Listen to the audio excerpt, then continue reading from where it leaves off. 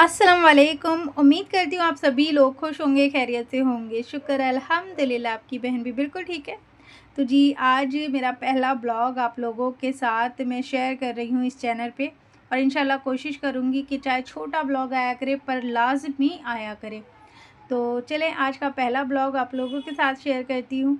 और ये मतलब मैं पता है क्या बना रही हूँ कि मैं बना रही हूँ बच्चों के लिए पराठा। तो रोटियां मेरी बन चुकी थी और मेरा बेटा ना ये मीठा पराठा शौक़ से खाता है। तो मैं सुबह ना अर्ली मॉर्निंग ही रोटियां बना लेती हूँ, क्योंकि मेरे हस्बैंड को लंच में भी मुझे देना होता है, खाना देना होता है।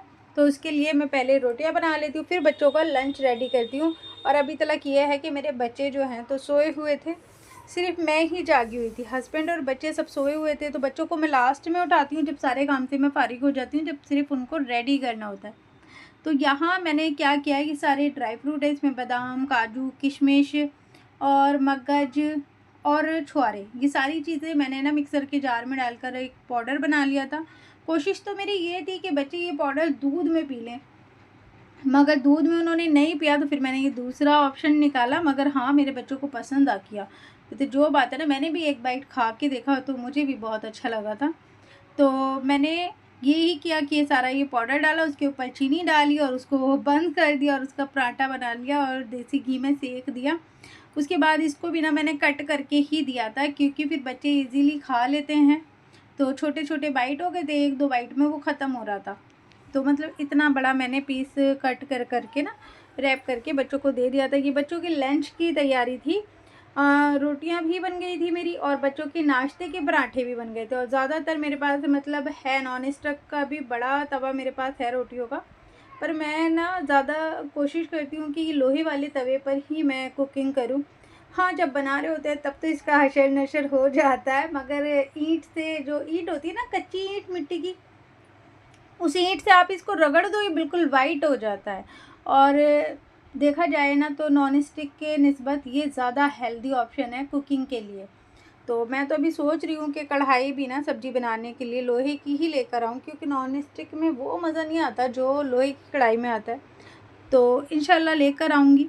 तो देखो जी, मैं इस तरीके से ना छोटे-छोटे बाइट कट करके ना पराठे के मैं रैप करके रख देती हूँ, और साथ ही मैंने थोड़ा-सा बच्चों को पास्ता भी दे दिया था। तो यहाँ मैं सालन में बना रही थी दाल गोश्त। तो गोश्त मेरा थोड़ा-सा ही है, क्योंकि बच्चे मेरे खाते नहीं हैं, बोटियाँ नहीं खाते हैं मेरे बच्चे। और हस्बैंड को आजकल दाँत में काफ़ी प्रॉब्लम थी, तो इसी वजह से हस्बैंड भी नहीं खा रहे थे। हस्बैंड सिर्फ़ जो दाल, सब्ज़ी गोश्त के अंदर डल रहा था ना, सिर्फ़ वही खा रहे थे। तो इसीलिए इतना सा गोश्त भी काफ़ी था। अब मैं अकेली ही तो खाने वाली थी, तो फिर भी मैंने थोड़ा-सा बस जो मँगाया था ना उसमें से आधा मैंने ले लिया था। उसमें लहसुन, प्याज़, अदरक का पेस्ट डाला, सूखे मसालों में लाल मिर्ची, नमक, हल्दी, धनिया ये डाला, टमाटर डाले और गोश्त की भुनाई कर ली। भुनाई करने के बाद ये उड़द दाल है, इसको मैंने पहले ही ना थोड़ा-सा धोकर थोड़ी देर पहले भिगो कर रख दिया था। और बस ये दाल डाली, दाल डालने के बाद प्रेशर कुकर की सीटी लगाई और फिर लास्ट में हरी मिर्ची, हरा धनिया, गरम मसाले ये सब कुछ डाला, और माशाल्लाह माशाल्लाह बहुत बहुत मज़े का सालन बना था। बहुत ज़्यादा टेस्टी बना था। और पहले ही मैंने बुनाई में ना इतना ऑयल ले लिया था, घी ले लिया था, मतलब कि फिर मुझे बाद में तड़का लगाने की ज़रूरत नहीं पड़ी। वरना तो अगर कम दिखाई देता है ना, अगर सालन पे तरी नहीं दिखाई दे रही होती है, तो ज़्यादातर तो मैं दाल गोश्त पे ऊपर से ना प्याज का बंगाल लगाती हूँ। पर वो पहले ही ऑलरेडी इतना सारा हो रहा था तरी रोगन, तो फिर मुझे लगा अब ज़रूरत नहीं है, बस ऐसे ही रहने दो। और बहुत मज़े का बना था। तो ये था मेरा पिसा हुआ गरम मसाला, जो कि होममेड है, मैं घर में ही पीस कर रखती हूँ। और प्लीज़ ये जज नहीं करिएगा, जब किचन में काम कर रहे होते हैं तो सबका फैला रहा होता है, मेरा ही नहीं है, वो सबका होता है। कोई चीज़ कहीं रखी होती है, कोई कहीं रखी होती है। तो ये आप लोगों के साथ मेरा पहला ब्लॉग है इस चैनल पे। ब्लॉगिंग का मुझे अच्छा खासा एक्सपीरियंस था, क्योंकि मैंने करी है, 2 ढाई साल करी है। मगर अभी काफ़ी टाइम से मैंने छोड़ी हुई है, तो इतना अच्छा एक्सपीरियंस नहीं रहा।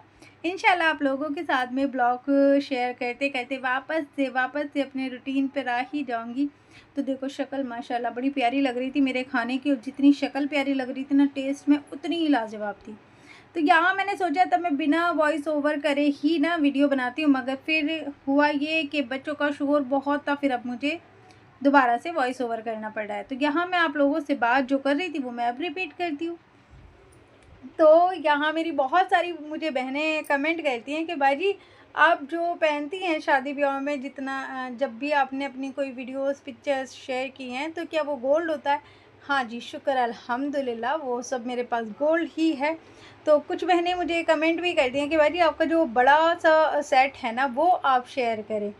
तो चलिए मैंने सोचा आज, अभी क्योंकि मेरे पास कुछ ख़ास था नहीं, है ना, तो मैंने सोचा इसी ब्लॉग में मैं आप लोगों के साथ में वो भी शेयर कर देती हूँ कि आप लोगों को दिखाती हूँ कि हाँ मेरा जो गोल्ड कलेक्शन है अभी भी मतलब मेरे पास पूरा नहीं है, क्योंकि मैं ना, मेरे पास जितना है मैं सारा अपने पास नहीं रखती हूँ।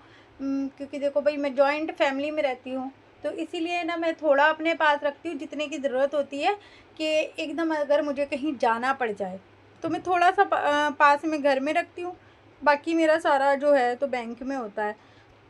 तो अभी भी ऐसा ही है, जो मेरी अम्मी के घर का जेवर है और मेरी सास के यहाँ का भी, मतलब मेरे ससुराल का भी, बाकी अभी और सारा तो मेरा जेवर बैंक में ही है, जो मैंने थोड़ा सा फ़िलहाल अपने पास रखा हुआ है, वो अभी अपना ख़जाना आप लोगों के साथ में शेयर कर रही हूँ। तो ये मैं इतना सा, ये मेरे पास प्लास्टिक का बॉक्स है, तो मैं इसी में अपनी सारा जेवर रखती हूँ। वैसे तो वरना अगर जो वो आते हैं ना, जो जिनमें चीज़ें आती हैं जिन बॉक्सों में, अगर उसमें रखो तो पता चलेगा पूरी अलमारी घिर जाएगी, इतने सारे हैं वो। तो मैंने फिर सारे के सारे ना इकट्ठे करके एक बड़े से बैग में डाल के ना अपने बड़े संदूक में डाले हुए हैं। तो जी ये है, चलें स्टार्टिंग करते हैं। ये है मटर माला। मेरा कुछ जेवर ऐसा है जो मुझे बिल्कुल भी पसंद नहीं है, और मतलब शादी से पहले ही मुझे कुछ चीज़ें जो नहीं पसंद थी वो मुझे फिर भी चढ़ी हैं। तो ये है मटर माला, जो कि बहुत पुराना आउट ऑफ फैशन जेवर है, बहुत पुराने टाइम से चला आ रहा है ना, हमारे यूपी में तो ख़ास तौर पे बहुत पुराने टाइम से चला आ रहा है।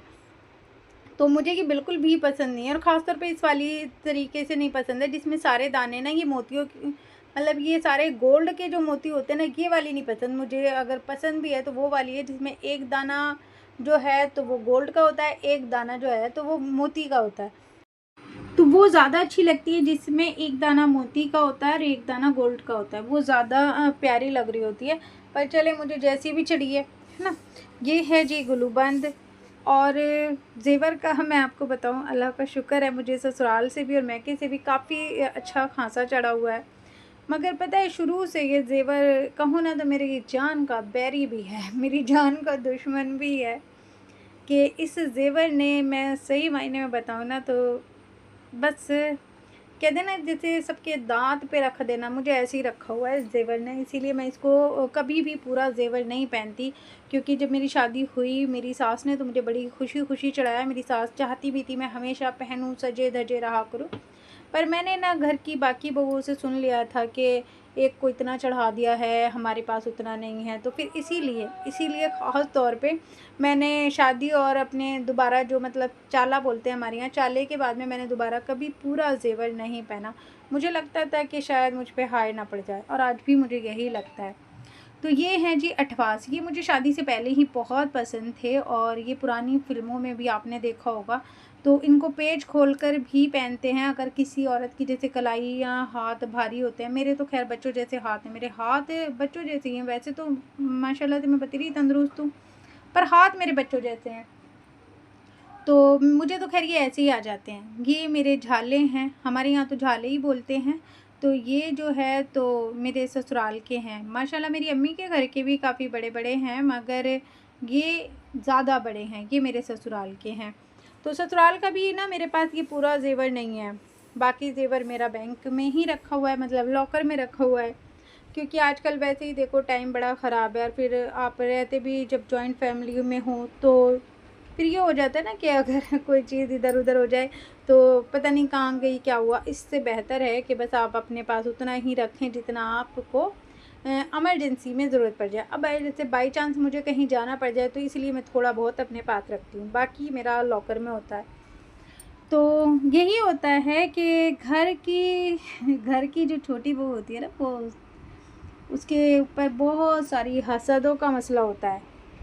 कोई ये नहीं देखता है कि हाँ वो लास्ट में आई है। बहुत सारी चीज़ें ऐसी हैं कि जो बड़ी बहुओं को घर की मिली होगी उसको नहीं मिली है, मगर फिर भी लोग ये सब चीज़ें नज़रअंदाज करके सिर्फ़ और सिर्फ हसद का बायस बना लेते हैं।